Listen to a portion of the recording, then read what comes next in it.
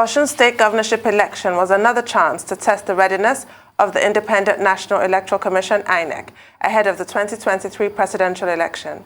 Apart from the electoral body, security agencies were also expected to live up to expectations. In the past, violence during elections was one major cause of low voter turnout. However, many have applauded the conduct of the Osun State election from both the electoral body and security agencies. The Police Service Commission, PSC, said the performance of policemen deployed for Osun governorship election is a pointer to better security in future elections in Nigeria. This was contained in a statement issued by Ikechukwu Ani, Head of Press and Public Relations of the Commission, on Sunday in Abuja.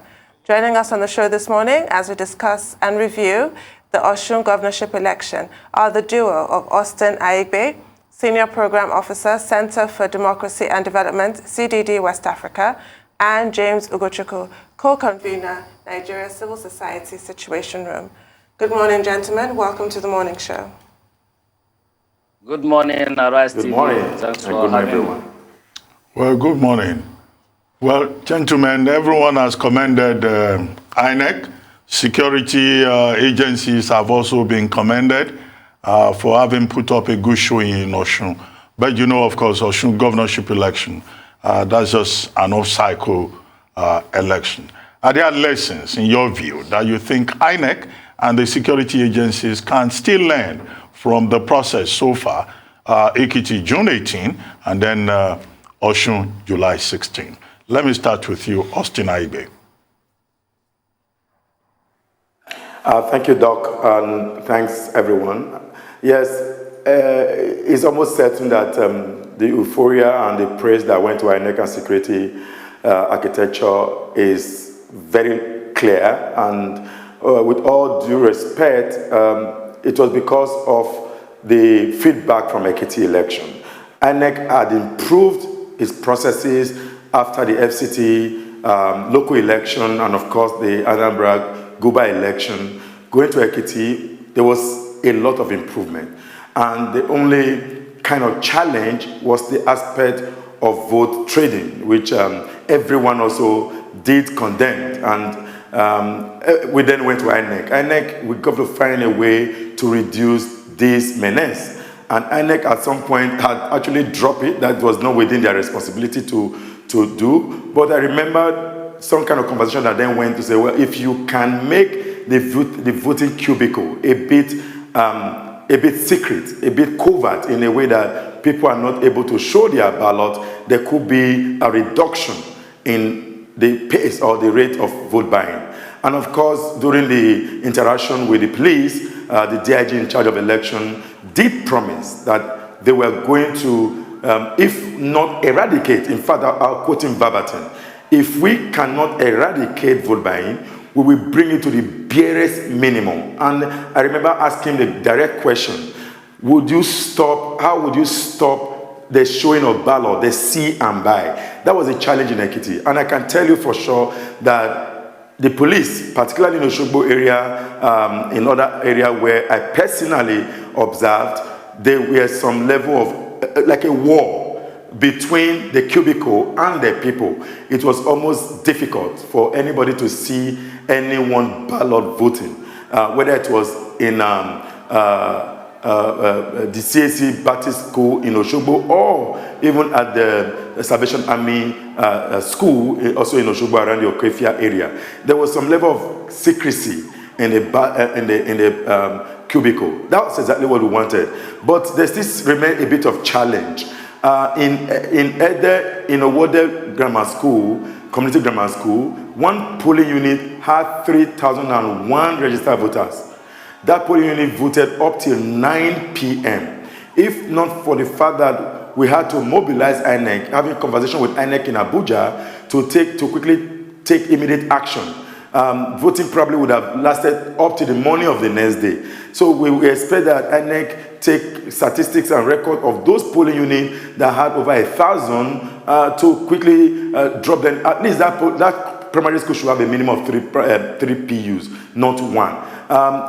Total number of registered voters, when the vote was done, at about 6 p.m., over 1,000 people had voted. That was unique for me because in all the polling units I visited from Osogbo as is, you could barely see 500 people turning out. By the time the result was announced from that polling unit, there were over 1,500 that voted. That's something that would have been broken down at minimum 3 polling units. We expect INEC to look at that ahead of 2023 election. And of course, there was a polling unit that was resident in a private house, even though it was along the road, but it was within the premises of a private house. So those are some of the things that need to be further enhanced. And I think kudos to INEC and kudos to the security architecture and kudos to these civil society organizations. James, Ugochukwu, would you like to make your own observations with regard to performance of INEC and security agencies? Yes, for us in the civil society situation room, what we carry out is an oversight of the electoral process, looking at all the stakeholders involved in it. And prior to every election, we ensure that we come up with a threshold that is expected of the Independent National Electoral Commission, INEC, that's the election management body, and of course, the security. And as we always say, during those prior intervention or stakeholder meeting, we don't always depend on what they say because INEC will always tell you they are ready and the security will always tell you that they are ready. And more often when we get to the field, we will see that they are not ready.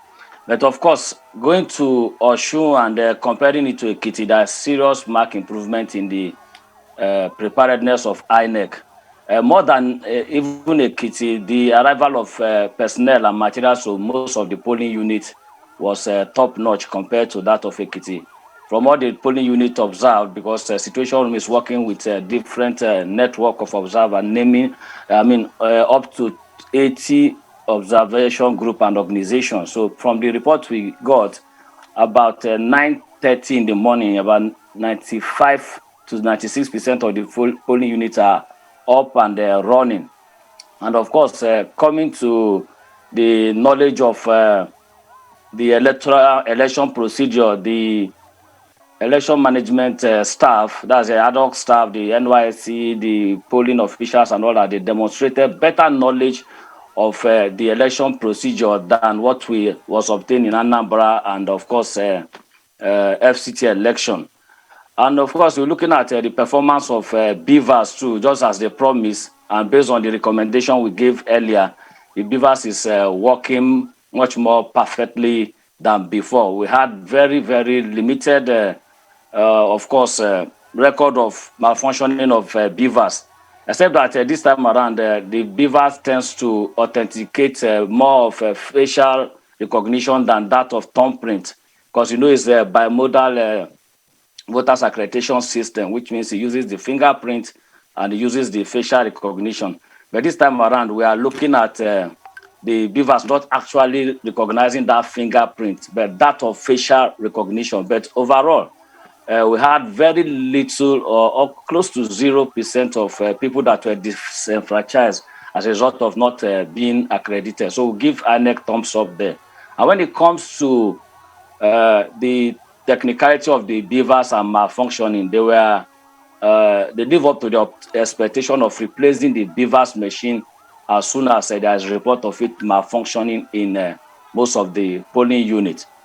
Then coming to that of security, yes, of course, there is better improvement in the conduct of the security operatives.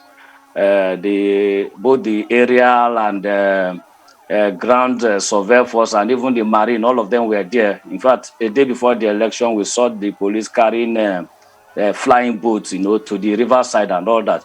So the election was well secured, and more importantly, the security operative conducted themselves professionally. We didn't have any record of any of the security operatives disturbing voters or harassing voters or exhibiting some kind of partisanship or alliance to any of the political party. During our course of observing the election, some security operatives from the Department of State Services escorted us, that they got a report that a particular vehicle, a Sienna, was disrupting the voting process. And when they cited us, they now approach us. And their manner of approach is very, very civil, asked us to identify ourselves, and we were able to do that. And we started asking them, how did you get that information that a particular people are disrupting the election process? And they said that some observers, notified them. And while we are moving around that area, we saw an observer that is trailing us from polling unit to polling unit. So it's possible that these observers are fake observers because the name in their tag is alien to us, you understand? So this is something that INEC should be looking at, identifying fake observers in election field and ensuring that they don't come and disrupt the real observers. Situation is well known to them, and of course, prior to the election, we had the interaction with their senior management in the state and all that. So overall, we look at the security performance is top-notch. And of course, in mandate protection, they tried in terms of ensuring that they reduce the incidence of vote violence, election violence, in most of the polling units. Like the one we observe in Gulf Junction, in Ogoluwa Keton PU002 in Oshobo there, we see interagency coordination there, the DSS, the police, some personnel from the office of the NSA. They were there because that polling unit is a polling unit of interest where they have up to 2,070 registered voters. And the voters there, after voting, refuse to leave the polling unit because they want to ensure that what they voted will be what will be announced at the end of the day. So they counted the ballots alongside the INEC official till the whole ballot was collated and the result announced, and of course posted on the wall as the Form EC8A result was collated and written and signed by both parties and posted on the wall. And this was made possible because of the security presence there. Of course, the security themselves demonstrated clear knowledge of the rule of engagement in election. Those that are armed were seen outside the 300-meter perimeter that was stipulated by the INEC guidelines, and those that were not armed were within the perimeter, condoning it with some kind of perimeter rope they put around the collation process to ensure that voter does not surge out of excitement to where the collation is happening. And this wouldn't have been possible if the security people are not there, because it's possible for those that don't like the counting the way it's going, can go there and disrupt the whole process. And with 2,000 registered voters there, once that is cancelled, it's a very big loss to any party that is leading there. So overall, I think INEC has taken some of our recommendations seriously, and what we have is a marked improvement from what we had in Ekiti State. And let us not forget that this is an off-cycle election. INEC should look at a way of expanding this model as we are going to 2023, because it's going to be tougher there, and we are not going to be having enough security deployed to all the 36 states of the Federation plus FCT on the day of general election. Nigeria don't have that capacity. So INEC should be thinking outside the box. How do we maintain this model as we are going to 2023 poll? The security should be asking themselves, how do we maintain this model, given that we don't have personnel that can go around the whole polling units the way it is? We don't have enough choppers to fly around the whole 36 states when the election is going on simultaneously. So we should not shout, it's not yet to Uhuru yet. We should be looking at how we can expand this model and ensure that as we are going into 2023, somehow we can maintain this records we have gotten, and of course, improve more on that. Thank you so much, gentlemen, for that really detailed overview there.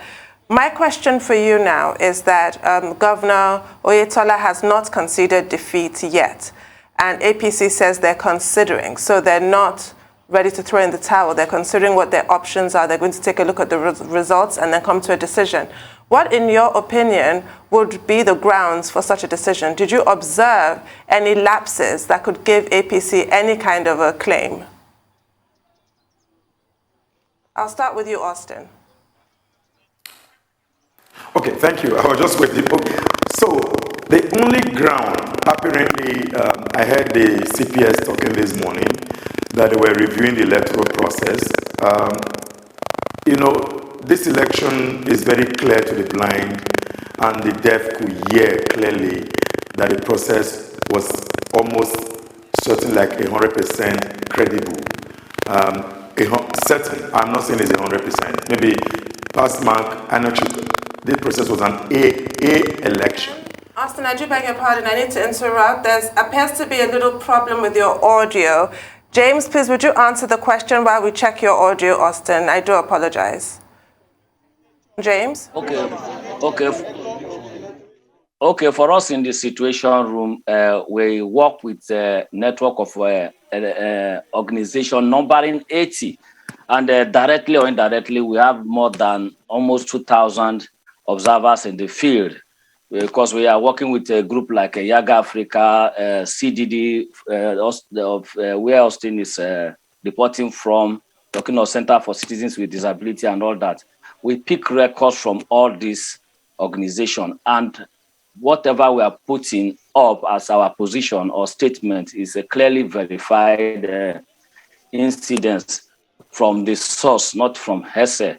So if the ruling party say they want to go to court, of course, maybe they are observing what we didn't see. So we are waiting for them to come up with the observation and the grounds they want to use in rejecting the outcome of the election. Because if you look at the whole thing, as we said, violence was reduced to barest minimum, except the death of one Honorable Jide Joba in Ikire, that was shot dead, the returning officer for People's Democratic Party, and they said they were attacked by thugs. So we don't know which party the thugs belong to. And this is what the security operatives should start investigating immediately. They should make arrests and make sure that they prosecute these thugs and whoever sent them, no matter how highly placed, according to the, in line with the Electoral Act 2022, Section 92 is very clear on what constitutes electoral violence, and they should make sure that they prosecute them and deal with them. Now, coming back to your question, that's the only incident of death we recorded of violence. The other one was a disruption of the polling unit in Ife East. So INEC has his own method and guideline that he uses, and permutation and scenario that he used to compute this result and determine if results should be announced or not. We remember in 2018, after the first ballot, they declared the election inconclusive, which led to Osun rerun that was a serious disaster based on the way voters were harassed, and some bad eggs in the security services took side in chasing voters away from accessing polling unit. Even observers were not allowed to go and observe some polling unit. Hello, James. But this time around, I can tell you that both INEC and all that they perform. Yes, can you hear me? Yes, go ahead. Okay, so I can tell you for free that this time around, both the security operatives, both INEC and all that, perform creditably better than even what was obtained in Ekiti last month here. So, and we in the situation, we don't waste time in pointing any errors that any of them, exhibited during the election. I can tell you for sure that we don't have any record as far as we are concerned from our network of observer that we witnessed the security operatives taking side or aligning with any particular political party or INEC officials manipulating results as far as we can see from any quarter. When it comes to vote buying, I think we can say that both major parties, the APC and the PDP, were involved in vote buying. We saw it very well. We have records of vote buying across the state, and they are sharing the different money. So what that should go and tell the politicians or which other ones that want to go to court is that the people are getting smarter. They don't get carried away by the amount of money we are bringing to the polling unit. They will understand what good governance is, and they will understand what it means to be holding government accountable, and of course, what they should be expecting from democratic governance. So take your money to the voters at your risk, and they know who they should vote for. So both of them are guilty of vote trading, and the disappointing part is I wouldn't see serious presence of EFCC in this election the way they did in Ekiti, where they arrested some people. So we are still looking at hoping that EFCC is going to have their own anti-voting squad or whatever they will call it as we are heading towards 2023, because we are still looking at a situation where desperate politicians will be amassing money to buy their way to power. This is something that we should stop. So in summary, any political party that rejects this result may have some concrete evidence that is not very clear to we that have been observing that observe this particular election. But by and large, we have statistics to show that both of them were involved in vote buying. And of course, the security operatives made it very impossible for violence to occur. I just gave you an example at Ogoluakiton PU002 in Osogbo local government, where security operatives were deployed. When I say deployed, both the DSS, both the Army, both police and mobile force, all of them were there, numbering up to 15 or so, some armed ones outside the 300 perimeter, the unarmed ones within the perimeter, protecting the vote. So I don't know what to expect the security to do again. If the security were not there, that polling unit would have been scattered by some criminal elements, because they came there based on tip of that. Some criminal elements are coming to that place to disrupt it. So the security were proactive, and they protected the mandate of the people there. The people too were resilient. They stood there and they counted the result. And if you check based on our statistics, about 99% of the polling units have the result of the election posted on the wall of the polling unit. They recorded the outcome in from EC80, which is what is required of them from INEC, and they posted it there.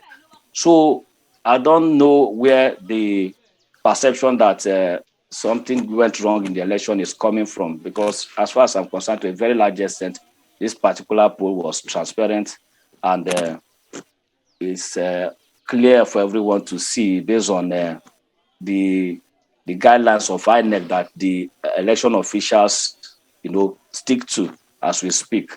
So they are free to go to court. It's their fundamental and democratic right to do that, to go to court. If they have, of course, any incontrovertible evidence to prove that, of course, let the court decide. But as far as we are concerned, and from our network observer, like watching the vote, for instance, they're able to prove that, okay, what INEC declared as result is in tandem with what they observe in the field. James, okay, thank you. Right, Austin, I was asking you before we had that technical issue, I'm glad you're back. What kind of claim might the APC have should they decide to pursue any kind of challenge to the election results? Okay, good to be back. So like I was trying to explain that the blind could see, the deaf can hear, that the electoral process in the Osun was credible. Arguably, one is certain to almost give the process 100% mark. However, I know they may want to argue, because I heard the CPS talked about some people voting even to 9 p.m. In another fora. The truth is that the INEC permits, the guideline permits that when a voter is at the polling station at 2:30, that voter will be allowed to vote. In certain areas that the CPS had mentioned, and in fact, he quoted Aigbe. Of course, Aigbe is the PDP's location, the PDP's candidate location, arguably trying to justify that there may have been an increase in vote and that vote went beyond the time. So vote cannot go beyond the time when the people were on the queue at the time. Like I said previously, 3,001 plus 1, 3,001 registered voters with 3 beavers is not going to be an easy task. Those young folks who were conducting the election, the NYC folks, did not eat the whole day because they had no opportunity to even rest, unlike in other areas. Aside that, maybe they want to look at the innovation that INEC brought in. It is first time in elections that INEC will be using number of PVCs collected to justify if there's any reason for the threshold in terms of the gap between the winner and the second runner-up. For example, you are aware now there's 30,000, about 30,000 gap, but no polling unit arguably was cancelled. I don't have the data at this moment. But the results were uploaded. By 10 p.m., you almost had 90% of results uploaded. By about that 10 p.m., we're just looking for about 70 polling units to upload. So polling unit is where elections take place, not necessarily the collation centers. So for observers all around the world, for people who dedicated their time and energy, money and resources to track every polling unit results and tabulate them, you should have the same result that INEC declared. I'm not too sure the APC does have strong grounds based on the atmosphere of the election in the state, based on feedback, and arguably based on the voters' perception. I think I heard James talked about the awareness, the sensitization. In this election, what mattered, the kind of thing I saw from the voters' perspective, that is what we should take to 2023 election. The voters know the rules. In one particular polling unit in opposite the Salvation Army, the observers, the voters said, "How many ballots do you have?" The official said they had 800. He said, "How many did you use?" He said 120 something. He said, "Okay, please, before you sort and count, cancel all the unused ballots." I stood, I was impressed. I was truly impressed that this kind of knowledge is what we need voters to have. In another polling unit around the Heritage Junction, the voters stood until, in fact, when they were done counting and recording the vote, and everybody knew the vote already had been counted, they told the officials, "Can you snap it now and upload it on the Beavers, on the IRF?" And the official said no, that they cannot snap, they want to take it away. And they insisted that they must snap it. And I was truly excited. This is the new knowledge, in fact, the learning, the feedback from this election that should go further to all of the states of the Federation. And when they insisted on not uploading, there was now a consensus that the crowd of voters will follow the officials to the collation center, and right there they will upload it. So some of the crowd now went to the opposite polling unit where you have a huge crowd of voters, and now told them that nobody should leave until they upload that result. And that would have been signal for violence. And that was exactly what we saw in that Owode primary school I was talking about earlier. By 6 p.m., 7 p.m., over 300 people still on the queue. That was signal for violence. As said by James, security were just apt. The moment you send out information to security personnel, the moment before you know what's happening, they are in. And by the time about to 7, when the security folks arrive with arms and all of that, trying to protect the parameters of the polling unit area, it was clear that the process was going to be fine because there were generators, they were likely to take voters and accredit and vote, and sort of all of those who are on the queue as at 2:30 are able to vote, and they all voted. Again, maybe they want to use vote buying. In any case, if you have those evidence of vote buying, I'm not too sure it may matter in court. But like James said, every political party and every interested party should approach the court if it feels cheated. But I know that this election has been one of those elections. It is not because an opposition won an incumbent. We are looking at processes. We are looking at the timeliness. We are looking at the effort. It is time to begin to say we have done well, but let's not be looking at the way we have done. Let's be thinking of how to do it better ahead of 2023 election. I don't think the APC does have any ground to approach the court, so they must be very careful because For folks who always like to approach court, you know what that means for electoral jurisprudence, going to process a tribunal, and you put together 50 senior advocates of Nigeria. Okay. That's for me, I don't want to call it waste of resources. Okay, Austin, everybody has a right to approach the courts if they feel anyhow, all right? Let them go to the courts. It's about testing it out, and for the sake of legal jurisprudence. You say, no, they can't approach the courts. It's as if you're preempting them and judging them already. But I'd like to ask you two things. Number one will be about security that was experienced, peaceful atmosphere during the elections. Could it be as a result of the early arrest of a major member of the NURTW in Osun State that was also a political kingpin, because the elections were largely peaceful, and which is unlike the case in Osun? Could that have changed anything?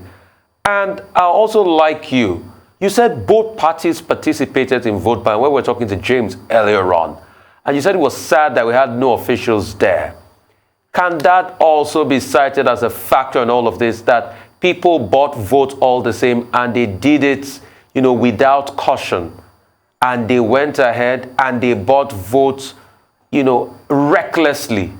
Doesn't that mar the credibility of the elections in the first place? And the fact that I said all political parties, not even the APC and the PDP alone, the two major parties, all political parties across bodies, how can we stop vote buying permanently? You've talked about the cubicles, but that's not the only solution. There must be a way. So I'd like James to start, then Austin, you can come up after him.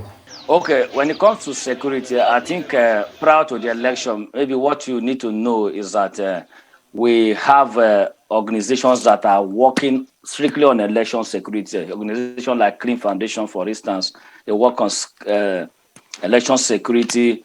Organizations like CDD, they work on verifying information and all that. And most of all this information they get, they interact with the security operatives to give them intelligence reports to ensure that they do what they need to do ahead of the election.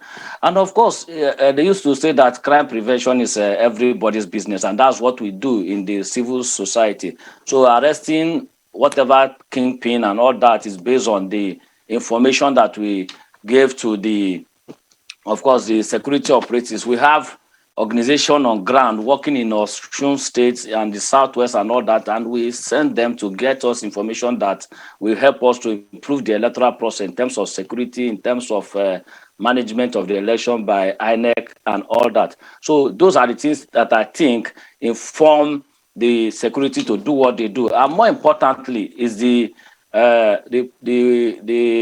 should I say the will, now let me not add political to it, the will of the security to step in and be supporting the process of credible elections. So the IGP and his team, they tried this time around. He was in Osun State during the INEC stakeholder meeting. They held meeting with the civil society organization. And of course, I'm sure they interacted with the political party at some point and all that. So this is the willingness of the security to support the electoral process.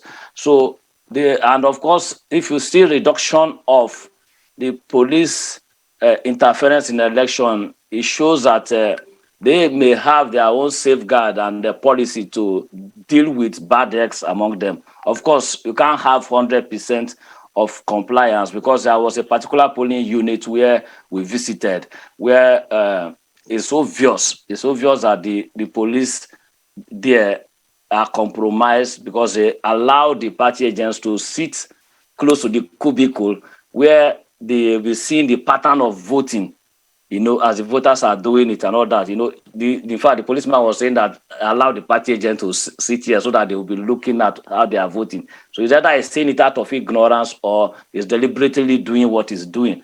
But we observed that and we noted it. But by and large, it's just in one polling unit anyway. By and large, the police and the security can be seen to be completely non-partisan in this particular election. And coming to that of vote buying, yes, the vote buying has gone nuclear and more sophisticated than what we used to observe. If you are not a trained eye or a trained observer, I won't even know that something of that nature is going on. So going forward now, we all have a role to play. Now, from the election management bodies, they need to find out the reason why voting cubicles are not positioned the way they ought to be positioned. It could be possible that some of the ad hoc staff, the NYSC members, compromise with some security, some political party or some interest to deliberately put the cubicle the way they position it, so that the party agent can be observing the pattern of voting, so that people can vote and show their vote and get settled somewhere. Or it could be that the NYSC ad hoc officials were intimidated through what we call community conspiracy. It's okay, when this is how you put this thing, let us be seeing what we are voting. So this is where NYSC have to step in, because this, going to 2023, safeguarding that election is our collective responsibility, no matter where you find yourself. So to the NYSC, they need to come out with serious guideline and strict measure for its officials that are going to the field. Namely that if any NYSC official is found colluding with the political party or collecting inducement to undermine the process, person certificate should be seized, so that the person can waste his 1 year and collect any money he wants to collect with the from the political party. So NYSC need to set in. Then, of course, INEC too has a very long, very serious role to play in this instance. For instance, INEC has already, created new polling units, and what we are seeing here is that you have a polling unit within the same vicinity. One will be having over 1,000 registered voters. The other one will be having less than 100. So INEC has to step up its campaign and enlightenment to get people to transfer their polling unit to the area of higher concentration to the area of lower concentration, so that the voting process will be quicker. Because what makes voting to drag to 9 p.m. is because you have too much people in a particular, too much registered voters in a particular polling unit. And maybe you may have only one or two bypass machine working there. So it's two ways. If you have higher concentration of registered voters in a particular polling unit, maybe you may decide to have different voting points or deploying more bypass machine there, so that the accreditation and voting process can end at least by 4 p.m. latest. Or they step up their campaign to ensure that registered voters are taken to other polling units with lower concentration. Okay, yes. James. Thank you so much. We'll like to go to Austin real quickly. Austin, if you can join us now and just... Very quickly. Yes. Very quickly, number one, the folks that were arrested by the military, if you know the landscape in Osun State, particularly in Osogbo, the old garage is known to be violent in election time, because the chair of the workers' union, the road transport workers, is like one of the strongest chair in quote in the state. The folks who was arrested along with those team, they are not. It's not the state chair of the workers' union, of the road workers' union. The idea of, I agree with you that could have sent signal to others who may want to perpetuate violence on election day. We thought it was fake news, but when we verified it, it was confirmed and it was true that the old garage chair of the road workers union had been arrested with arms. The area is terrible, and what could have said that would, of course, it was a signal, as already said. So people now became conscious that the army may arrest us, and because the army is well equipped to tackle those kind of political violence and all that. Secondly, there was a part of, so like I said, so there was no violence. There were other fake news that probably would have driven voters to take action. For example, in CAC school polling unit, there was a bullion van parked in the polling unit. The fake news that came was that the bullion van was apparently parked there to buy vote in the polling unit. We went on the ground to see, and we had to quickly send a counter message in the ecosystem that it's not true, that the bullion van belonged to the Zenith Bank just by the corner, and the Zenith Bank is using that facility for parking space for their staff, for this big bullion van that was there. So that immediately went public to counter. We were responding to things that probably would have caused tension, including news that claimed that soldiers were preventing people from voting in some polling units, in some areas, stronghold of political parties. And we had to ask our observers on ground. We deployed about 300 observers. We have to quickly ask, can you verify this? Go to that location. And they came back and we had to quickly respond to those fact checks. We are seeing that quick response to claims that would generate violence is key in elections. Having said that, the process of this election, I think everybody just worked together. There was a fiction that we want credibility of elections. As James has said in that polling unit, where maybe a police officer had ignorantly or deliberately made that comment, in several others, our report says, contrary to what we observe in Ekiti, over 60% of observers claimed they did not witness any form of vote buying. Only about 30-something said something like that was close to it. In fact, one experience that came from an observer said a woman, two men, a male and a female, collected money and then they voted the person they wanted to vote for. And the parties that gave them money saw that they were voting against them. But they could not change the thing because there was a level of awareness. What we were against in terms of vote buying, just to clarify that there was no massive vote buying. It was a covert vote buying that even eyes may not see. The police may not see, even observers may not even see it. They did not use tags in this instance, unlike tags in Ekiti. When you are voted in Ekiti, when a voter votes, it displays its ballot paper. If the voter is given a tag, it goes to another location to pick up the money. In this election, there was no tag that was shared. People literally the votes were bought before voting. And that is even standing a very good one for us. If you buy vote before election, before the vote, let the voter decide. Now, to your question about how do we stop it, I have advocated before. Part of our advocacy at the CDD is that we need to get to the point where we replicate what Ekiti Local Authority has done. We need to go to a machine voting system, or what they call e-voting, a device. But for now, we still need to go to the polling unit because of the fear of online voting that people have expressed. There needs to be a point where you are unable to show your ballot.